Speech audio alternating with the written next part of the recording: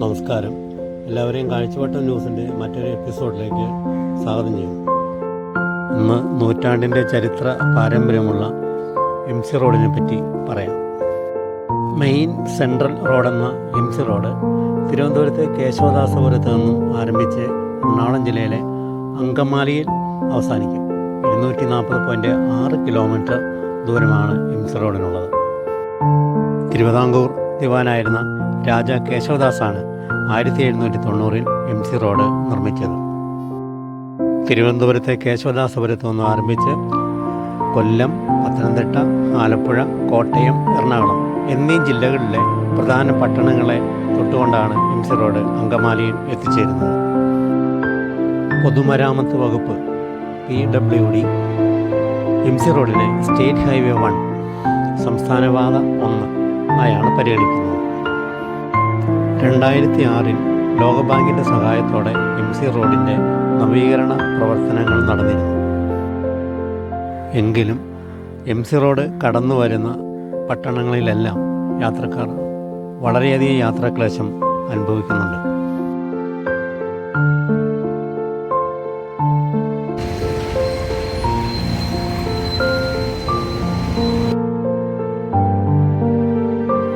വാഹന ബാഹുല്യം കൊണ്ട് ഞെങ്ങിഞ്ഞെരുങ്ങിയാണ് ഓരോ പട്ടണത്തിലും വാഹനങ്ങൾ കടന്നു പോകുന്നത്.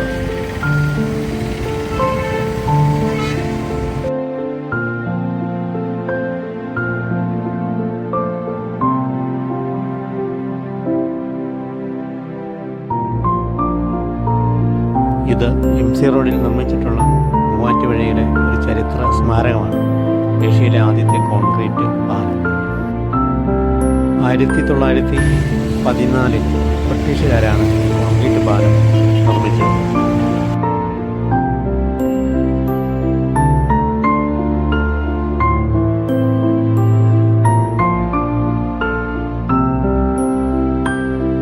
കുറച്ച് നാളുകളായി മൂവാറ്റുപുഴ അതിശക്തമായൊരു ട്രാഫിക് കുരുക്കിൽ വിട്ടുപോവുകയാണ്.